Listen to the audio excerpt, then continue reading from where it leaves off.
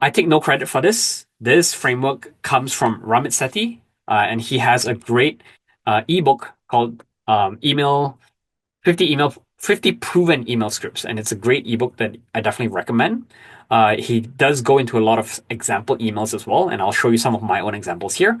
But I would say this framework and process, I've tested it. It definitely works. I've tried it myself. I've tried it with the companies that I work with as well. And if you see a regular conversion rate of about 5% for response rates for your emails, I guarantee that this will at least boost it to about 30%. Obviously, if you have the right copy, good quality list, you can probably expect response rates around 80 to 90%. That's what I've personally seen myself. It's effective not only for sales, but also if you're trying to, interview customers for customer discovery, if you're trying to reach out to investors, if you're trying to connect with influential people, what have you. It's any form of outreach communication. Your goal to remember is you're not trying to close a customer in that first email, in the first interaction. Your goal is to escalate. You're not trying to get them to buy in the first interaction. You want to get them to agree to that there is some form of fit that you want to explore further, that you want to move on to something else, right? So, for example, you might say, "Hey, are you raising money for your business?" If they say yes, then you might ask them, "Would you like to jump on a call to discuss fundraising strategy?" And then you can provide some advice or support, and then you move on to the call. So this framework, there are four main touch points. So the first one is the introduction and the ask. The second one is the reminder if they don't respond. Email number three is actually not an email, it's actually a different touch point. So if you still don't hear back after sending two messages, you want to try somewhere else. And then email number four is the breakup email. So we'll go through each of them in more detail and then we'll look at some examples at the end. Email number one, your goal really is just permission to continue the conversation, right? How you want to open up is you want to start by talking about how you discovered them. Provide some context. Make it about them, not about you. So you should never open your email saying like, "Hello, I'm X, Y, and Z. I do this. You may be interested in." No, nothing like that. So always start with them, how you found and discovered them. Give them that context so that they understand why you are reaching out to them, right? So for example, it might be, "I was researching restaurants with eco-conscious practices." And then the next thing that you move on into is you want to try to find some relevant and sincere praise. It's about who they are, what they have done. Avoid kind of high level, superficial flattery.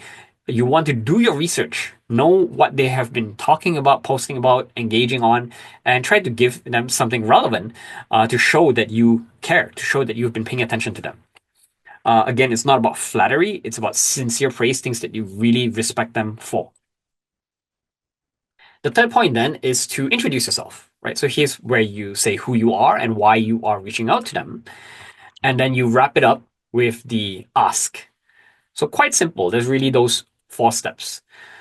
In the ask, if you are trying to book a meeting, one technique that I find quite helpful is what we call the wide narrow technique. And the idea here is if you're trying to book a time with someone, you want to give them narrow options so it's easy for them to say yes or pick a specific time. So, for example, you may say something like, "I'd love to jump on a quick 10-minute call. Is Monday or Tuesday at 11 a.m. good for you?" So that's narrow. They can just say, "Monday 11 works," right?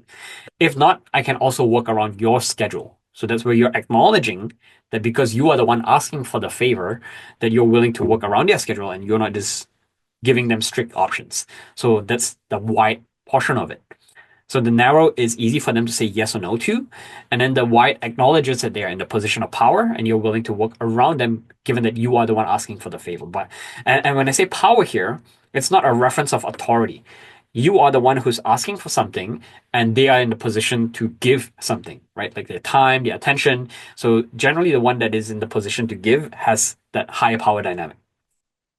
Generally, again, the shorter your email, the shorter your ask, the better. The more they have to read, the less likely they are to respond. And single word answers or close-ended questions, those are good as well. So if you're just trying to qualify them, you can also ask them like, "Are you still looking for clients?" Something like that, right? The more questions you ask, the more thinking it requires, the lower your response rate. So that's the first email. Second email is basically if you don't hear back after the first email, you want to be persistent because maybe they aren't intentionally ignoring you, but maybe they missed your email, right? So this is how you stay persistent without coming across as being pushy. You send this probably 2 to 3 days after the first email, and it's simple, a quick, short email, just about 2 sentences long, and you say something like, "Hey, my email may have gotten lost in your inbox, maybe got buried in your inbox. Just wanted to bump it up, right? Or just wanted to follow up." So you're not saying like, "Hey, I haven't heard back from you." When you say something like that, you're assuming that they saw your email and they ignored it, and it comes across as being a bit naggy. Instead, you just say, "Hey, not sure if you missed my previous email, just bumping this up in your inbox." That's my favorite way of saying it. And then you may need to repeat or reiterate the ask if the time windows have changed.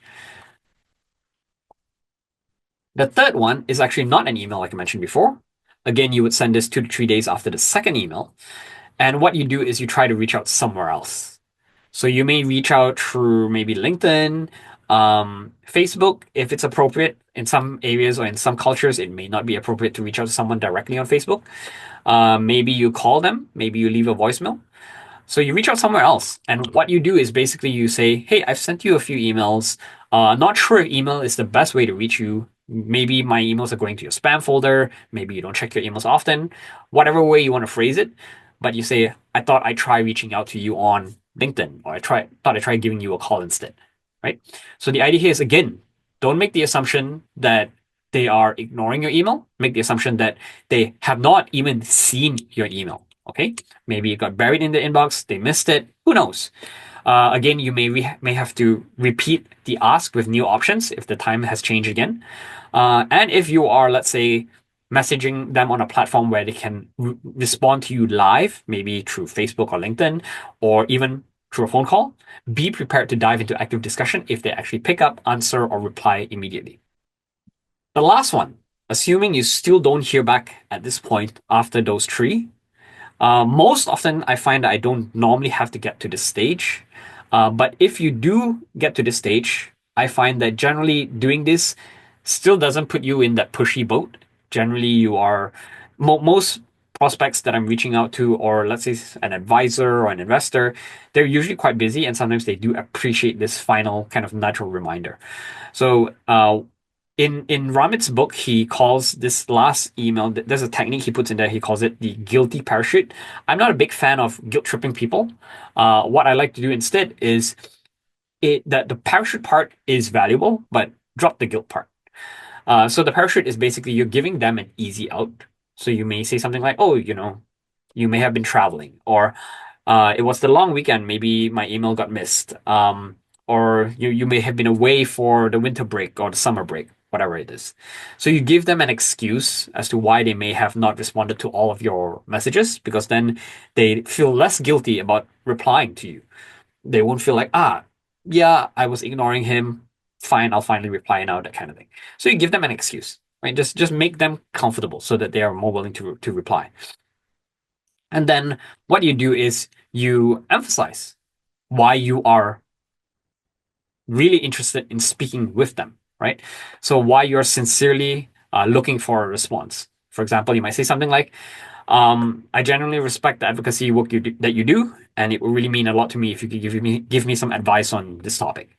So when you just kind of position it that way, then they understand that you're not just trying to like sell them on something, and there is something more meaningful that you're trying to get out of this relationship. And then you break up. You just say, "Hey, last try. If you still don't reply, I won't nag you anymore. I won't flood your inbox anymore." Right? And then again, you repeat the ask if the times have changed. So generally, if you don't hear back from their emails in the last three kind of interactions that you have, it doesn't mean that they're not interested. If they aren't, they could obviously just reply and say, "No, I'm not interested. Stop disturbing me. Unsubscribe me, whatever it is." Normally, you don't have to quote unquote unsubscribe someone because they're not on a mask email list. You're sending these emails as personalized emails.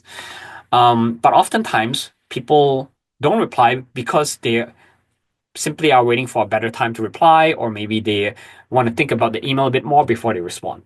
So generally, like if you go through this, I hope you can kind of see that it's allowing you to, by not assuming that they are not interested or replying, sorry, reading but not replying, by assuming that instead your message is probably getting buried in the inbox, they're missing it.